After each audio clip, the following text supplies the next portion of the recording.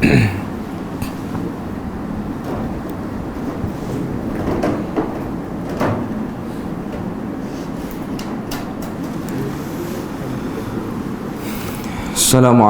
warahmatullahi wabarakatuh. Innal hamdalillah nahmaduhu wa nasta'inuhu wa nastahdihi wa nastaghfiruh wa na'udzu billahi min shururi anfusina wa min sayyiati a'malina. Man yahdihillahu fala mudilla lahu wa man yudlilhu fala hadiya lahu. أشهد أن لا إله إلا الله وحده لا شريك له وأشهد أن محمدا عبده ورسوله. يا أيها الذين آمنوا اتقوا الله وقولوا قولا سديدا يصلح لكم أعمالكم ويغفر لكم ذنوبكم ومن يطع الله ورسوله فقد فاز فوزا عظيما. الحمد لله الذي بنعمته تتم الصالحات. ربنا آتنا من لدنك رحمة وهيئ لنا من أمرنا رشدا. اللهم آت نفسي تقواها وزكيها وأنت خير من زكاها أنت وليها ومولاها.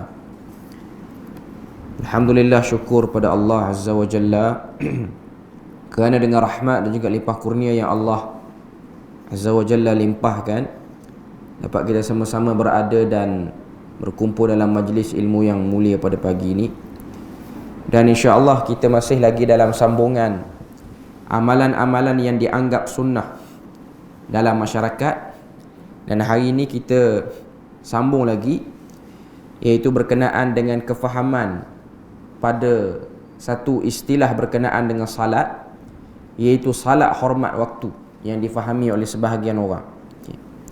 Jadi kita tengok apa yang disebutkan oleh penulis hafizahullahu taala di sini. Dia kata antara kebiasaan yang berlaku ialah keadaan seseorang berada dalam penerbangan, disangkanya kewajipan salat telah gugur, atau berniat untuk mengqada setelah sampai ke destinasi yang dituju. Antara sebabnya ialah kerana salat yang didirikan tidak menghadap kiblat atau tidak bersuci, serta bukan dalam keadaan sama ada berwuduk atau tayammum pada masa itu. Sering kita dengar berkaitan salat hormat waktu. Dikatakan tidak sah salat di atas kapal terbang kerana tidak cukup syarat. Perlu salat hormat waktu dan kemudian mengqadanya semula. Jadi ini permasalahan yang disebutkan oleh penulis, iaitu kefahaman oleh sebahagian orang bila mana dia melakukan perjalanan dengan penerbangan, maka dia rasa waktu berada dalam penerbangan itu ialah keadaan yang tidak membolehkan satu orang tu salat. Dan salat dalam penerbangan ataupun dalam kabin kapal terbang ni, pada pandangan sebahagian orang, ialah salat yang tidak sah kerana tidak menghadap kiblat dan kemampuan untuk bersuci pun terbatas. Itu kefahaman oleh sebahagian orang. Jadi ada sebahagian mereka, bila mana sampai ataupun masuk saja waktu salat, mereka akan menunaikan satu jenis salat ni, nama dia salat hormat waktu. Dan bila mana sampai ke destinasi, dia akan mengqadanya balik. Kita tengok apa yang disebutkan sini. Adakah kebiasaan ini berasas? Sebelum dibahas masalah salat hormat waktu, perlu dicermati dahulu beberapa panduan menunaikan salat bagi mereka yang bermusafir, khususnya menggunakan kapal terbang.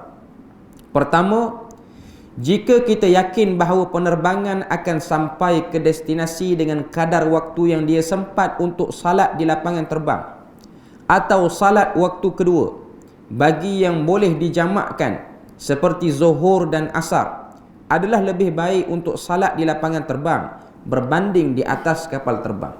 Ini yang disebutkan oleh penulis.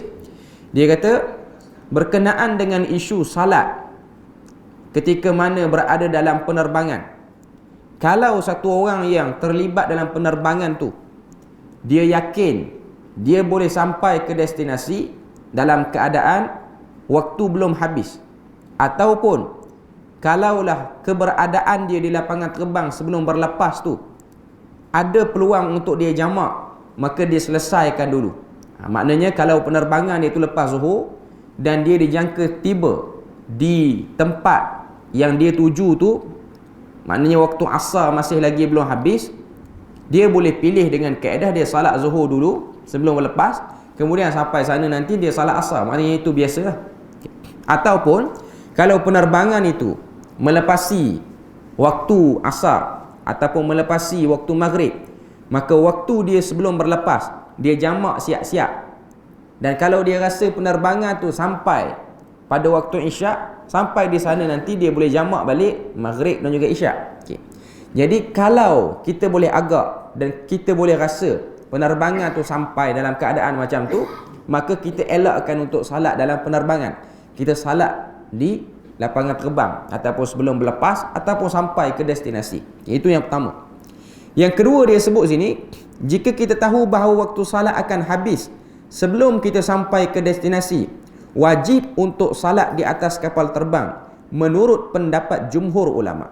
Jadi kalau kita tahu waktu salat akan habis ataupun kita akan melalui beberapa waktu salat dan kita akan melepasi waktu-waktu yang tidak boleh dijamakkan lagi, maka kita kena salat dalam waktu penerbangan tu.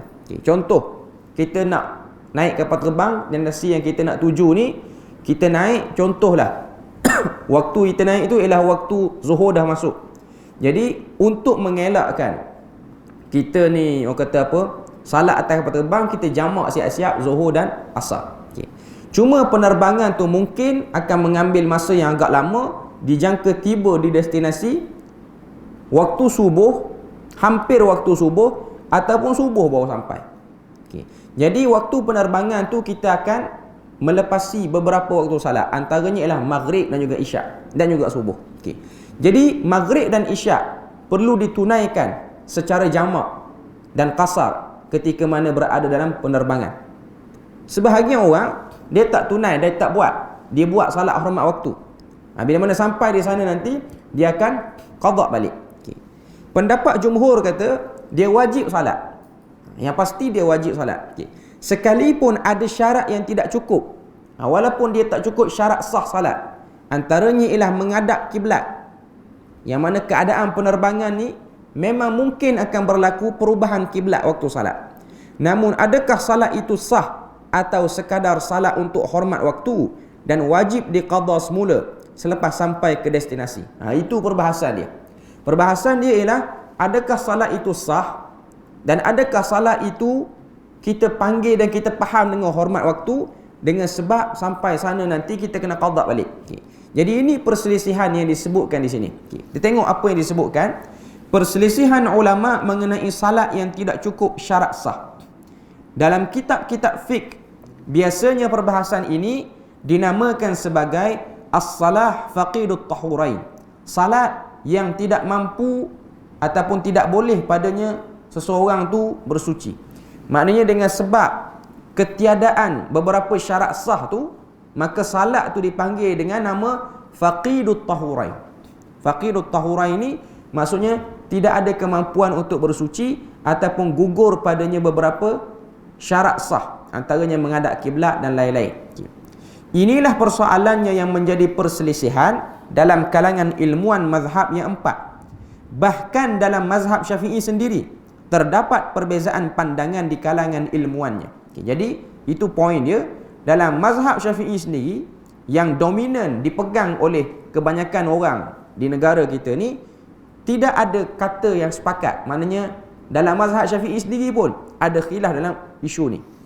Pendapat yang menjadi pegangan mu'tamad mazhab Syafi'i ialah wajib salat sekalipun tidak cukup syarat sebagai menghormati waktu. Itu yang disebutkan dalam mazhab Syafi'i. Pendapat mu'tamad ialah kita tetap kena salat atas nama hormat waktu dan wajib mengqadanya semula selepas itu. Itu yang dipegang dalam pandangan mu'tamad mazhab Syafi'i.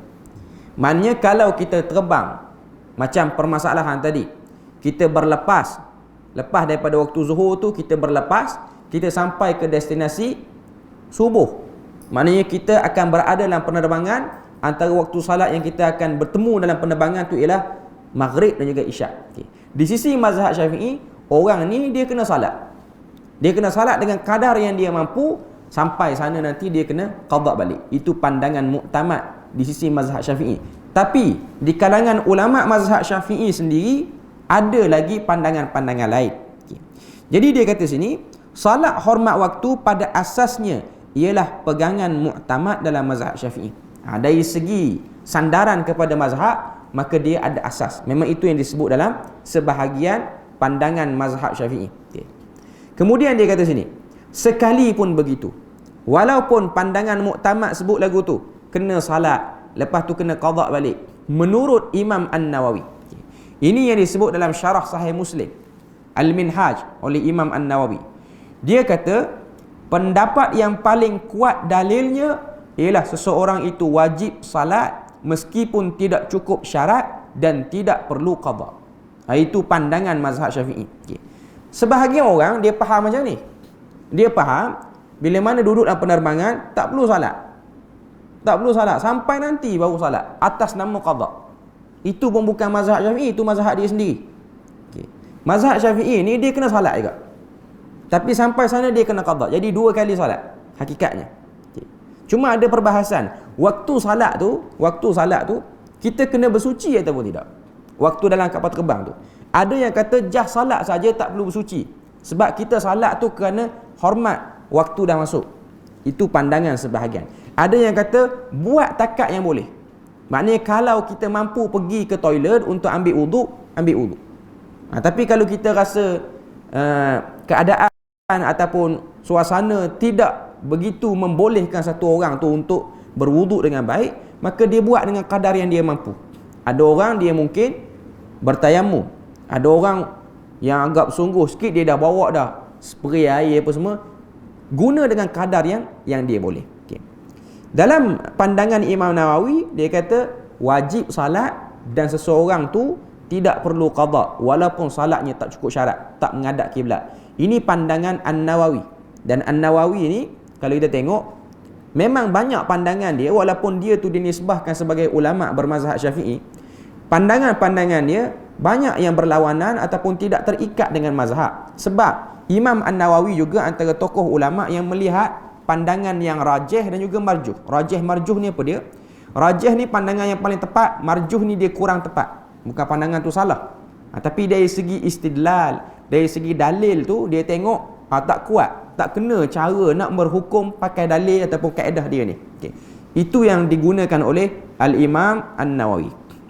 Dan kata penulis, dia kata sini, ia juga merupakan pegangan anak murid Imam Asy-Syafi'i, iaitu Imam Al-Muzani. Kata Imam An-Nawawi dalam syarah Sahih Muslim Al-Minhaj, dia kata pandangan ini juga telah dipegang oleh murid kanan Imam Asy-Syafi'i, nama dia Al-Muzani. Al-Muzani ni antara tokoh yang hebat dalam mazhab Syafi'i. Sehingga Imam Syafi'i kata, Al-Muzani nasiru mazhabi. Imam Muzani inilah yang membantu mazhabku. Sebab tu kalau kita tengok Imam Asy-Syafi'i, dia ada 2 orang murid yang terkenal, yang rapat, yang dikatakan mengembangkan mazhabnya sehinggalah berkembang kitab-kitab Syafi'i ini. Sama ada kitab Syafi'i Al-Um itu direngkaskan atau disyarahkan ataupun dibuat huraian-huraian jasa daripada 2 orang murid ni. Yang pertama Al-Imam Al-Muzani, yang kedua Imam Al-Buwaiti. Kedua-duanya telah menulis 2 buah kitab. Muzani tulis Mukhtasar Al-Muzani daripada kitab Al-Um. Al-Buwaiti juga tulis Mukhtasar Al-Buwaiti daripada Al-Um. Jadi kedua-dua ni ada sumbangan yang besar bagi mazhab. Tapi kedua-dua ni walaupun murid yang paling rapat, yang melazimi Imam Syafi'i pada tempoh yang agak lama, mereka bukanlah menjadi seorang murid yang dengar semua sekali. Mereka ada keilmuan dia dan mereka pilih juga pandangan-pandangan yang kadang-kadang berlawanan dengan guru dia. Sebab tu Imam Muzani dia tidak bersetuju dengan pendapat muktamad Imam Syafi'i itu, pendapat muktamad mazhab Syafi'i itu, dan dia berpandangan wajib salat dan tak perlu qada. Pendapat ini berdasarkan beberapa sandaran dalil. Antaranya ialah kisah para sahabat yang berada di luar kawasan. Setelah masuk waktu salat tetapi air tidak dijumpai untuk berwuduk, mereka pun bersalat tanpa wuduk Setelah pulang, mereka bertanya pada baginda tentang hal itu. Selepas itu barulah turunnya ayat Al-Quran berkaitan dengan tayammum. Ada satu hadis yang diriwayatkan oleh Imam Muslim, beberapa orang sahabat berada dalam perjalanan sampai masuk waktu salat, dia orang nak salat tak ada air. Akhirnya dia orang salat dalam keadaan tidak berwuduk. Pada waktu tu ayat tayammum pun tak turun lagi. Dan Nabi, bila mana Nabi dengar masalah dia orang ni, Nabi tak kata ulang balik salat tadi. Nabi tak kata ulang balik salat kamu tu, sebab salat kamu tu tidak cukup syarat. Cuma Nabi kata lepas pada ni, kalau tak ada air, guna kaedah tayammum. Itu saja. Apa yang boleh difahami daripada kisah ini ialah para sahabat salat dalam keadaan tidak cukup syarat, iaitu tidak bersuci kerana ada keuzuran, tidak menjumpai air, dan Nabi SAW tidak menyuruh mereka salat semula, menunjukkan salat mereka sah dan tidak perlu diulang sekalipun syarat sah salat itu tidak dipenuhi. Jadi nak sebut pada kita bahawasanya yang disebutkan tentang salat hormat waktu ni ada ataupun tidak dalam mazhab Syafi'i, hakikatnya ada. Salat tu ada, nama salat tu pun ada. Okey.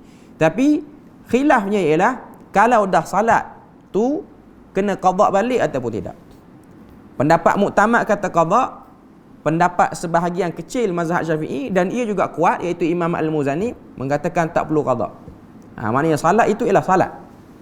Cuma yang nak dipahamkan sini ialah sebahagian orang yang nak pegang pendapat qada ni, waktu berada dalam flight itu dia tak salat. Itu yang silap.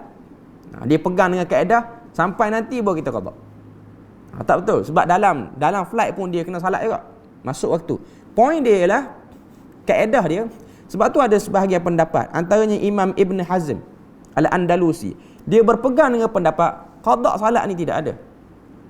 Nama qada tu sendiri tidak ada. Itu pandangan dia lah. Dan ada sebahagian tokoh ulama kontemporer yang berpegang dengan kaedah tu. Sebab salat ni, selama mana orang tu dia tidak masuk dalam kategori uzur yang mengatakan tak lebih daripada 3 tu. Uzur 3 tu berdasarkan hadis Nabi kata rufi'al qalamun 'anis thalath. Diangkatnya qalam, iaitu tidak ditulis dosa pada 3 golongan. 3 golongan ni siapa? Budak yang belum lagi baligh, orang yang tidur dan juga orang yang gila. Jadi kata Ibn Hazm, lagi tidak duduk dalam 3 tu, lagi itulah orang kata apa, satu orang tu dia kena salat dan tidak ada istilah qada. Sebab tu orang tengok pendapat Az-Zahiri ni dia lihat pada litera. Sebab tu orang tengok Ibn Hazm ni dan juga guru dia Daud Az-Zahiri ni, dia punya pandangan tu banyak orang kata apa, pandangan yang para ulama cuba jernihkan balik. Bukanlah kata dia salah, dia dibilang sebagai tokoh ulama juga, walaupun dia punya pandangan agak orang kata apa, kadang-kadang agak pelik bagi sebahagian orang. Sebab tu kita tengok antara pandangan Al-Zahiri ni yang agak peliknya ialah kita ni wajib berwuduk bila mana nak salat, walaupun wuduk kita tak batal. Semua salat 5 waktu itu ni, bila mana masuk waktu nak salat kena wuduk, walaupun dah ada wuduk. Sebab apa? Sebab dia berdalilkan dengan ayat Quran. Allah Ta'ala sebut, ya ayyuhallazina amanu idza qumtum ilas salah faghsilu wujuhakum wa aydikum ilal marafiq. Wahai orang beriman, bila mana kamu ingin mendirikan salat, idza qumtum ilas salah faghsilu wujuhakum. Ayat ni para ulama khususnya mazhab yang 4, mereka berbeza pandangan pada memahami perkataan idza itu. Idza tu kita terjemah dalam maksud bahasa Melayu kita ialah apabila. Dan sebahagian besar hatta mazhab Imam Ahmad, yang kalau kita tengok mazhab yang paling kurang menggunakan pandangan luar ataupun ra'yi dia panggil, dia juga guna ra'yi di sini. Sebab tu murid kepada Imam Ahmad iaitu Imam Abu Daud. Imam Abu Daud ni lah murid pada Imam Ahmad yang tulis yang tulis Sunan Abi Daud. Walaupun Imam Abu Daud ni tidaklah dinisbahkan sebagai mazhab Hambali secara umumnya, adalah kumpulan kata dia tu mazhab Hambali, tapi dia tu sendiri banyak bab juga tak bersama dengan Imam Ahmad, walaupun dia tu ialah orang yang lama melazimi Imam Ahmad. Sebab tu kalau tengok Imam Abu Daud ni lama dia belajar dengan Imam Ahmad, sehingga menyebabkan perwatakan Imam Ahmad tu terlekat pada dia. Sebab tu riwayat menyebutkan Imam Abu Daud ni dia orang yang tidak peduli sangat dengan pakaian luaran dia. Sebab tu riwayat ada sebut Imam Abu Daud ni kalau pakai baju dia, lengan baju dia ni besar sebelah. Sebelah kecil, sempit, sebelah lagi besar. Tuan-tuan boleh bayang, tuan guru pakai lagu tu, tuan-tuan nak pergi belajar dengan dia. Orang kata ni orang gila. Orang tanya dia, wahai imam, kenapa lengan baju besar sebelah? Dia kata yang belah ni aku nak ikat kitab, senang. Yang belah ni aku tak guna, jadi biar sempit lagu tu lah. Itu orang kata apa? Dia bersahaja. Tapi beza dengan anak murid dia Imam An-Nasai. Imam An-Nasai lain. Imam An-Nasai dia menyerupai Imam Malik. Dia tak sempat dengan Imam Malik, tapi dia punya pilihan kehidupan dia. Dia orang yang smart, pakai baju kemas, makanan pun nak sedap-sedap. Riwayat menunjukkan Imam An-Nasai boleh dikatakan hari-hari makan ayam. Tidak ada hari yang dia lalui melainkan dia makan ayam. Dan dia kahwin 4, cukup kota habis. Beza dengan yang lain. Dia itu pilihan orang lah, pilihan orang. Okay. Walaupun dia berguru, guru dia lengan baju besar sebelah. Tapi dia sendiri tak terkesan dengan guru dia. Tapi dia ambil lah ilmu daripada Imam Abu Daud tu sendiri. Okay. Jadi Imam Abu Daud, kalau kita baca kitab Sunan Abi Daud, kita akan tengok bab pertama, Kitabut Taharah, bab pertama tu dia rad zahiri. Rad ni maksudnya dia jawab balik pandangan golongan zahiri yang mengatakan ambil wuduk ni kena setiap waktu salat. Dia kata tak. Yang pastinya ambil wuduk ni idza kana kaunuhu muhaddisan, idza kana kaunuhu muhdisin. Itu yang disebutkan oleh Abu Daud. Abu Daud kata idza pada ayat tu, ayat Quran dalam surah Al-Maidah tu, ya ayyuhallazina amanu idza qumtum ila salah. Idza situ maksudnya idza kana kaunuhu muhdisun atau muhdisin. Bila mana keadaan kamu berhadas baru ambil wuduk. Kalau tidak berhadas tak ambil. Walaupun yang dipegang oleh Al-Zahiri macam itulah. Bila mana satu orang tu dia nak salat, dia kena ambil wuduk. Dia batal ke, dia tak batal ke, dia kena ambil wuduk. Okay. Jadi kesimpulan daripada perbahasan kita pada pagi ini, salat, wajib salat sekalipun syarat sah tidak dipenuhi. Itu yang pertama. Kita kena salat walaupun tidak ada kata apa, kekuatan untuk memenuhi semua syarat sah. Antaranya lah tidak jelas nak menghadap kiblat ke mana. Okay. Yang kedua, ulama berselisih pandangan, adakah salat yang tidak cukup syarat sah wajib diulang ataupun tidak. Jadi ini juga antara kata apa, pokok perbahasan kita ni, iaitu selisih pandangan ulama, salat ni kena ulang balik ataupun kena qada balik ataupun tidak. Okay. Yang ketiga dia sebut sini, wallahu a'lam, salat yang tidak cukup syarat sah kerana keuzuran untuk memenuhinya adalah sah dan tidak perlu diulang berdasarkan kisah ini, iaitu kisah para sahabat dalam hadis riwayat Muslim. Adalah sah dan tidak perlu diulang berdasarkan kisah ini. Di samping inilah yang difahami daripada prinsip fiqh yang menyatakan setiap muslim itu wajib mentaati perintah Allah sekadar kemampuannya. Fattaqullaha mastata'tum. Itu yang Nabi sebut dalam hadis. Namun demikian, ini yang disebutkan oleh penulis, jangan pula dikatakan yang salat hormat waktu itu ialah bid'ah ataupun diolok-olokkan sebagai tidak sunnah dan sebagainya. Masalah ini masih dalam ruang lingkup khilaf yang dibenarkan. Orang yang menunaikan salat hormat waktu melakukannya kerana bertaklid kepada mazhab tertentu atau mereka lebih yakin dengan sandaran pandangan tersebut. Jadi tak salah kalau orang tu dia nak salat hormat waktu, dia nak qada balik. Okay. Bagi orang yang nak beramal, nak berpegang dengan pandangan tu, silakan. Cuma yang salah yang saya sebut tadi lah, bila mana dia duduk dalam penerbangan, dia tak salat sampai nanti baru dia salat. Ini bukan dalam penerbangan punya cerita je. Orang yang duduk dalam penerbangan, orang yang duduk dalam perjalanan kenderaan darat ni pun ada yang buat perangai lagu ni. Naik bas ke apa-apa semua, tak nak salat lagi, qada dulu. Tak boleh. Masuk waktu atas bas tu sendiri, kita kena salat. Kita kena salat dengan kadar yang kita boleh. Ada orang dia pilih nak keadaan. Dan ada orang lagi dahsyat lagi, dia pergi mall pun dia pakai kaedah ni juga. Yang ni memang betul advance daripada Syafi'i lagi. Dia pergi lama sangat ataupun dia nak beli barang orang pun ramai, ada yang pegang kaedah seperti itu. Okay. Keadaan seperti ni kalau kita tengok dipegang oleh orang-orang yang duduk di kota-kota yang ataupun bandar-bandar yang pesat lah. Contoh orang duduk di KL, di Selangor apa semua, yang bila mana dia balik kerja, dia bersesak. Dia tak macam Perlis dekat. Di KL, di Selangor ni ada sebahagian orang balik kerja, balik pukul 5 tapi sampai rumah pukul 8.30 ataupun pukul 9. Maknanya dia dah terlepas waktu maghrib di situ. Dan ada sebahagian orang dia bersesak duduk dekat tol lagi waktu maghrib. Okey. Waktu tu macam mana? Dia salat dengan kadar yang dia mampu dalam kereta dia. Yang tu dia kena pegang pendapat ni lah, pendapat yang kita bahas ni. Okey.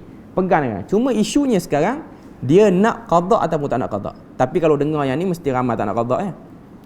Okey. Dah dapat kata apa kelonggaran banyak ni. Cuma dia kena salat dengan kadar yang dia boleh lah. Salat dengan kadar yang dia boleh. Okey. Macam mana salat atas kenderaan ni? Salat dengan kadar yang kita mampu, macam mana kita salat atas kapal terbang. Tu saja sebenarnya. Tapi kalau boleh adjust untuk salat dengan baik, salatlah dengan baik. Ada orang kita sebut lagu ni, dia kata saya nak salat sambil mandu. Dia saja. Kalau kita boleh elaklah jam tu. Jangan ada pendapat ringan saja buat lambat duduk dalam jam pula. Solat orang tengok pun satu macam sambil duduk pegang steering apa semua. Jadi ni keadaan kalau boleh elaklah dulu. Okey. Andai kata tersepit sangat, semua jalan nak balik rumah, jam semua. Maka pada waktu tu bolehlah nak pegang dengan pandangan ni, tapi macam kita sebut tadi lah, ia tetap khilaf lagi sama ada nak qada balik ataupun untuk tidak mengqadanya balik. Tapi poinnya masuk saja waktu salat kita kena salat. Masuk saja waktu salat kita kena tunaikan salat. Okey. Satu lagi perbahasan kita pada pagi ni, insya-Allah kita baca sikit lagi, iaitu salat jamak takhir tidak mengikut turutan waktu. Salat jamak takhir, perbahasan kita ialah orang yang salat jamak takhir, jamak takdim ni kita boleh fahamlah perbahasan dia berkenaan dengan orang yang salat dalam keadaan musafir. Kita tengok apa perbahasan dia sini, pernyataan masalah dia. Kebiasaan yang difahami dan yang diamalkan oleh sebahagian masyarakat apabila mereka bermusafir, kemudian apabila hendak menunaikan salat jamak takhir, salat yang akan ditunaikan terlebih dahulu ialah salat yang diistilahkan dengan salat tuan rumah. Ini yang disebut oleh penulis. Salat tuan rumah ni macam mana? Satu orang dia nak jamak takhir. Contoh dia ada perjalanan yang panjang. Dia duduk dalam perjalanan yang panjang. Okey. Dia nak salat jamak takhir Zuhur dan Asar. Maknanya Asar nanti baru dia nak salat. Okay. Bila mana dia sampai di RNR, dia berhenti di surau masjid mana, dia akan salat Asar dulu sebahagian orang. Lepas tu bawa salat Zuhur. Itu yang diistilahkan dengan salat tuan rumah tu. Maknanya waktu sekarang ni ialah waktu Asar. Jadi dia dulukan Asar, lepas tu baru dia Zuhur. Sama juga dengan Isyak, dia salat Isyak dulu, lepas pada tu baru dia salat Maghrib. Okay. Itu antara perbahasan salat macam tu. Okay. Jadi kita tengok kata apa perbahasan yang dia sebut sini. Saya secara peribadi, ini penulis kata, pernah beberapa kali menghadapi situasi demikian sehingga ada yang menegur saya kerana melakukan salat Maghrib terlebih dahulu, dan ada yang mengatakan kenapa tidak menunaikan salat Isyak terlebih dahulu. Sebab kebiasaan orang buat lagu tu. Adakah kebiasaan ini tepat sebagaimana pandangan dalam mazhab Syafi'i atau kebiasaan ini bercanggah? Okay. Hukum berkaitan turutan salat jamak takhir. Okay. Hadis yang menjadi asas dalam mazhab dalam masalah turutan dalam salat jamak takhir ini ialah perbuatan Nabi di Muzdalifah ketika mana baginda menunaikan haji wada. Baginda menunaikan salat jamak takhir dengan menunaikan salat Maghrib terlebih dahulu sebelum menunaikan salat Isyak 2 rakaat secara qasar. Okey. Jadi dalam riwayat sifat haji Nabi yang diriwayatkan daripada Jabir, bila mana Nabi ni sampai di Muzdalifah, Nabi berada di Muzdalifah, Nabi buat salat jamak dengan jamak takhir. Jamak takhir Nabi buat macam mana? Nabi buat salat Maghrib dulu, lepas tu baru Nabi buat salat Isyak 2 rakaat secara qasar. Itu cara yang Nabi buat ketika mana berada di Muzdalifah. Okay. Isu ni tuan-tuan, isu bab haji apa semua ni, ada sebahagian orang dia macam terlalu nak ikut sangat. Memang dia nak print sama macam apa yang Nabi buat. Okay. Memang itulah sebenarnya kita ni kalau ada kemampuan kita buat lagu tu. Okay. Dan saya ni setiap kali orang kata apa ada orang yang musim-musim orang buat haji, saya tak pernah pergi buat haji, tapi orang selalu tanya soalan berkenaan dengan isu nak melontar, waktu melontar yang sunnahnya, cara salat jamak dan qasar yang sunnah. Yang kita baca dalam hadis macam itulah. Okay. Saya sendiri pun pada peringkat awal, kalau beritahu pada orang yang nak pergi haji ni, kita anjurkan dia untuk ikut macam mana yang Nabi suruh lah. Okay. Tapi bila mana saya dapat maklumat daripada orang yang menguruskan pihak tabung haji sendiri, dia ada waktu-waktu keadaan yang kita terpaksa nampak macam berbeza sikit daripada sunnah Nabi. Okay. Sebab apa? Sebab melihat kepada maslahah yang lebih utama, iaitu kesesakan jemaah waktu haji. Antara yang orang petikan ni isu orang-orang yang mengaji sikit lah, isu melontar. Dia nak melontar siang. Itu maklumat yang saya dapat lah. Saya tak pernah, tak nampak gambaran haji ni. Okay. Yang pasti ni dalam riwayat memang Nabi melontar siang. Okay. Jadi dia orang tak nak melontar malam ataupun hujung malam, tak mahu. Sebab apa? Sebab tidak sunnah melontar. Bagi yang dia faham lah, sebab dia baca hadis lagu tu. Okay. Melontar siang ni tuan-tuan, bagi orang yang pergi mungkin dia ada pengalaman. Melontar siang ni ialah waktu yang sesak, sangat sesak. Bersesak dengan jemaah-jemaah daripada negara-negara yang orang dia tu besar-besar, Eropah ke, Arab ke, yang memungkinkan kita dihimpit, yang memungkinkan untuk kita ni berlaku benda-benda yang tak diingini. Okay. Jadi tabung haji dengan kerjasama Kementerian Haji di sana, dia dah tetapkan, okay, Asia Tenggara waktu ni, Asia Barat waktu ni, Eropah waktu ni. Okay. Tujuan dia tidak mahu berlaku pertembungan tu. Tidak mahu berlaku pertembungan. Tapi ada orang yang mungkin dia semangat, dia baca hadis Nabi, hadis Jabir tu, belum pergi haji lagi dia dah baca, dia nak buat sama. Dan ada kes yang berdegil macam ni, akhirnya dia terhimpit di kalangan jemaah yang ramai, mujur tak mati kena pijak. Ini kadang-kadang kita nak ikut sunnah tu okey lah. Kalau kita badan sama besar dengan geng-geng Eropah, okey, silakan. Cuma jangan susahkan orang, sebab nak cari bukan senang. Ada orang dia kata saya tak nak jamak takhir, saya tak nak jamak takdim sebab Nabi buat jamak takhir. Tengok keadaan. Apa yang kita kena tahu, muzakarah haji ni pun yang duk buat semua ni ialah daripada orang-orang yang ada ilmu di negara kita. Bukan dia tengok ikut sedap je, kan? Ini benda yang sama saya dah meresahkan ataupun dah sahihkan dengan Dr. Basit, sebab dia antara penasihat dalam bab ni. Dia kata kebanyakan orang yang belajar sikit ni, dia nak ikut, dia nak print sama macam mana Nabi buat. Kita kena tahu zaman Nabi ni, Nabi buat haji 140,000 orang sahaja zaman tu. Zaman kita ni kalau waktu haji akbar boleh pergi 4 juta orang. Cuma Covid ni yang perlahan sikit. Okay. Jadi kita kena tahu 4 juta dengan 140,000, nisbah yang sangat banyak. Manusia sangat banyak. Jadi kalau kita nak buat sesuatu, kena fikir banyak supaya kita ni tidak menjadi golongan yang menyusahkan orang. Jadi letih pula orang nak cari dia tersesat sampai ke kawasan jemaah negara-negara lain. Jadi benda ni kena fikir.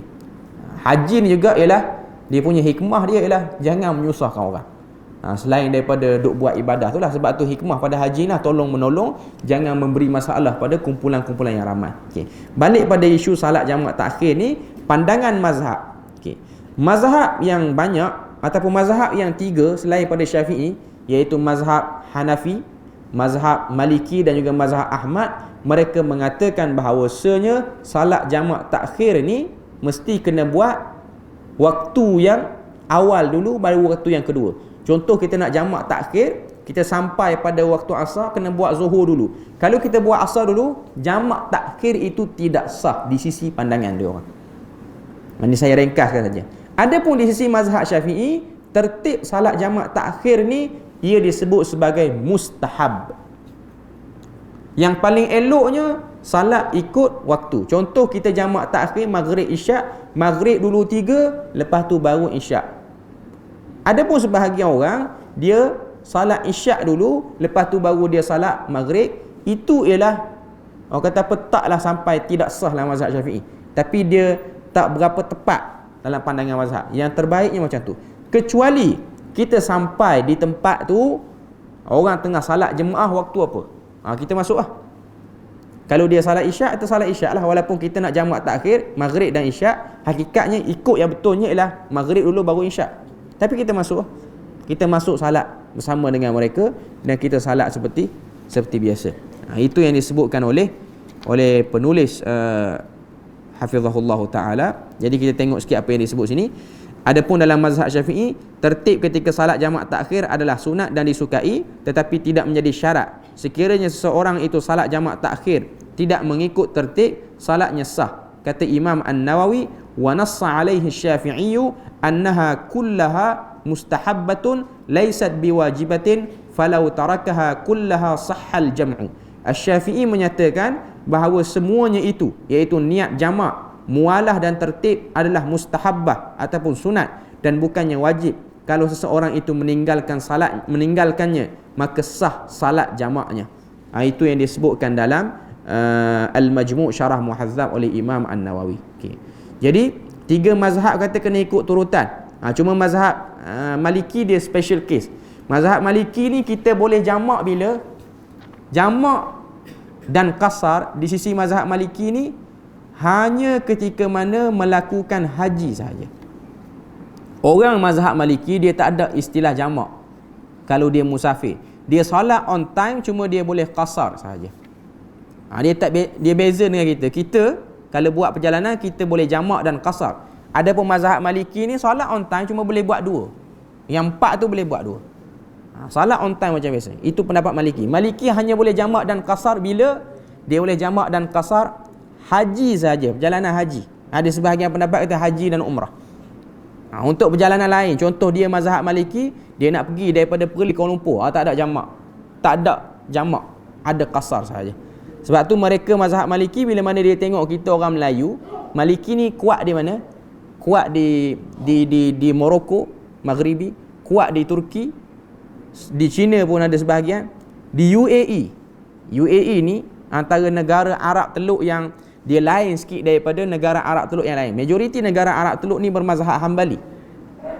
Qatar ke, Arab Saudi ke, Kuwait ke, Bahrain pun.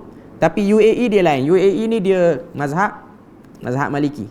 Sebab tu kalau tengok dia orang lebih mengangkat kitab Al-Mudawwanah. Al-Mudawwanah ni dalam mazhab Maliki. Okay. Jadi bagi Maliki dia tak ada. Dia tak ada benda seperti itu. Dia cuma ada qasar sahaja. Kalau boleh jamak dan qasar ni pada perjalanan haji. Sebab tu kalau kita pergi Turki, orang Melayu kita salat di Masjid Hagia Sophia, salat dua ni, dia orang jadi pelik dia orang akan tanya, ni salat daripada mana? Sebab dia orang belajar dalam mazhab dia orang tidak ada. Dan benda tu biasa, dan dia orang pun dia tak terdedah dengan mazhab. Itu yang jadi macam tu. Sebab saya tahu tu sebab kawan saya dia pergi Turki, dia salat jamak dan qasar di Masjid Hagia Sophia di Istanbul ke apa, saya tak tahu pasti. Bila mana dia salat, ada satu orang masjid tengah baca Quran. Mari kat dia tanya, ni orang mana dia tanya. Dia kata kami orang Malaysia, mazhab Syafi'i. Oh, dia kata Syafi'i ingat orang Islam. Dia kata orang Syafi'i ingat aku orang Islam. Dia ingat Syafi'i itu bukan agama Islam. Syafi'i itu agama lain. Syafi'i lah satu agama lain. Kami Maliki satu je Islam. Sebab dia tak pernah keluar, dia duduk situ je. Dia macam orang Melayu kita yang tak pernah keluar, tengok orang lain solat lagu lain, solat pakai seluar pendek kecoh dulu. Sebab tak pernah tengok.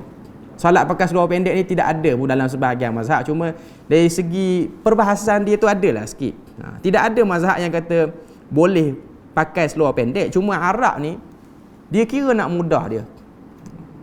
Mungkin dia pegang dengan pandangan, orang kata apa, pandangan yang ringan dalam bab aurat ni macam tu. Sebab tu kalau tengok orang-orang Arab yang datang Malaysia, dia orang tak apa nak pakai baju sangat. Terutama yang mari Langkawi. Sebab panas.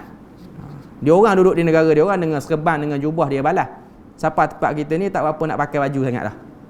Jadi dia orang salat dengan seluar pendek tu, seluar beach short tu, salat lagu tu. Nampak kepala lutut kita Melayu teruk punya Arab.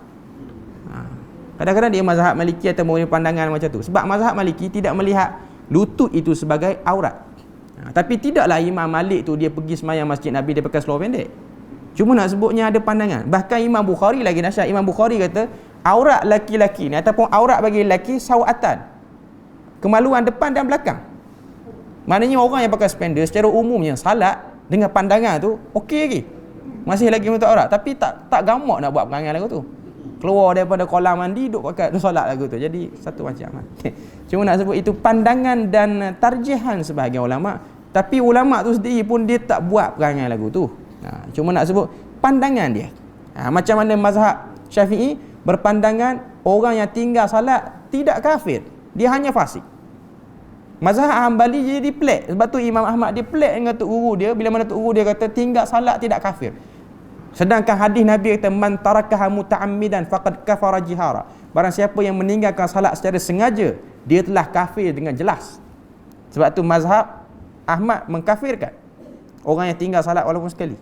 Tapi mazhab Syafi'i, adakah kita kata Imam Syafi'i ni consider orang suruh tinggal salat? Bukan. Itu pandangan dia dan ijtihad dia. Okay. Jadi bila mana kita belajar dalam fiqh yang agak luas ni, kita akan nampak. Tapi belajarlah mengikut kaedah yang betul. Jadi setakat itu saja perbahasan kita pada pagi ini. Moga Allah Ta'ala beri pada kita rahmat dan berkat. Subhanakallahumma wa bihamdik, asyhadu an la ilaha illa anta wa astaghfiruka wa atubu ilaik. Wassalamualaikum warahmatullahi wabarakatuh.